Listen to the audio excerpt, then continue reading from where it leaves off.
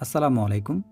বাড়ি ফুলের মুকুল কমবেশি সবারই আগে বের হয় এবং আগে বের হলেও প্রতি বছর প্রায় বাড়ি ফুলের ফলন ভালোই হয়। তবে এ বছর একটু ব্যতিক্রম হয়েছে। আমি অনেক গাছ ঘুরে ঘুরে দেখলাম যে গাছগুলোতে কোনো ধরনের মটর দানা হয়নি, গুটি হয়নি, শুধু মুকুলের ডালগুলো খাড়া হয়ে আছে। গত বছর আগর মুকুলের ফলন অনেক ভালো ছিল। এবছর তুলনামূলকভাবে ফলন অনেকটা কম মনে হচ্ছে। ঠিক এই সময়টাতে প্রতিটা আম চাষিদের একটু দুশ্চিন্তা তৈরি হয়। কারণ আমটা অনেক ছোট, ছোট থাকে যেহেতু মটর দানা আর সেটা চোখে পড়ে না। আ তবে আম যখন বড় হয়ে গাছে ঝোলে তখন ঠিক বোঝা যায় যে ফলন কেমন হয়েছে।